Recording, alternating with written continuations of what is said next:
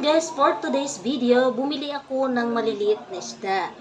Ang gagawin natin dito ay isasaing natin kasama yung dahon ng mangga. Kuha muna tayo ng dahon ng mangga. So meron kasi akong dilis dito, no? Isda pala, sorry. Yan, isda na maliliit. Charan! Yan. So, ibabalot na natin siya sa dahon ng mangga. Let's go! So yun guys, kukuha muna tayo ng dahon ng mangga dito sa bukid. Yan. Para may panglagay tayo. Kasi dito ng mangga, oh. Ito na ang ibalot natin.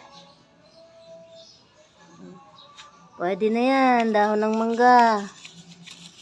So meron tayong kamyas dito. Ito po ay gawa ko rin. Ginawa ko ito, pinatuyo namin to. So marami kasi akong biniling kamyas. So binilad namin sa araw. So ito na yung resulta niya. Lalagyan natin ito sa pansangkap dun sa isda. So tara, let's go guys! Gawin na natin.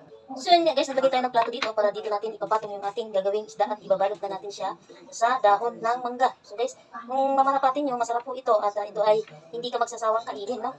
So ayan guys, so ganito lang kaganda yung pagbalot dapat, ha. Mga 5 piraso lang para hindi siya masira, no? Tapos bubutas natin siya doon sa kanyang So ganito lang guys, no? Oh. Yan, oh, guys. So yan, nabalot na natin siya. Wait lang. So yun nga, nagbabalot tayo sa kasalukuyan.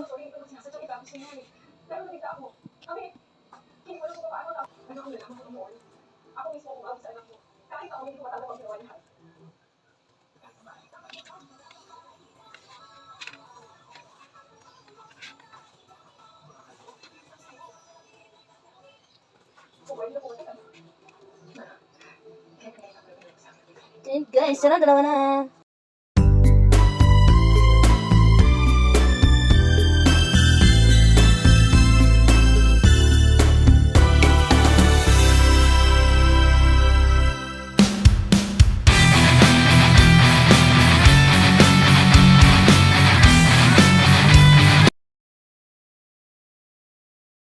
Tayong talong, isama na natin siya sa pagluto para madagdagan at ulam.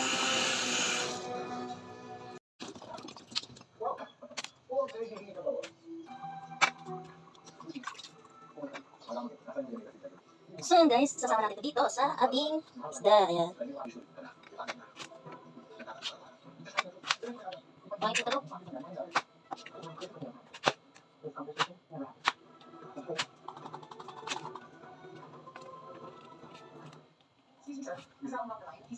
So guys, meron tayong dito. Sama natin ito. Lagyan natin siya ganyan, tapos lalagyan natin yung kamyas guys. Siyempre guys, bugasan natin yung kamyas, no? Para siyempre malinis yung ating pagkain. Lalagyan na natin yung kamyas, no?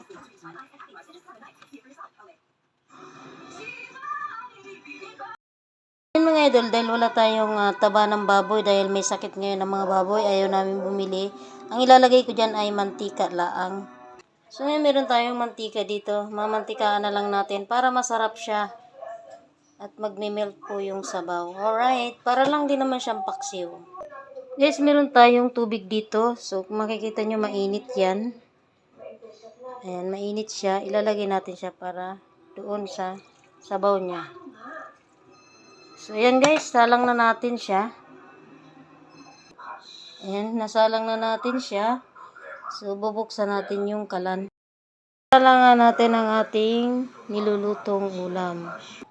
At syempre, takpan natin. Yan, takip na takip yan mga idol.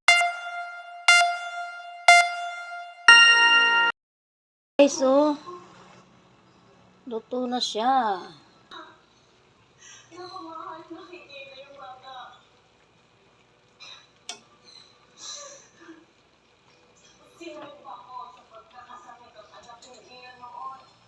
Wow.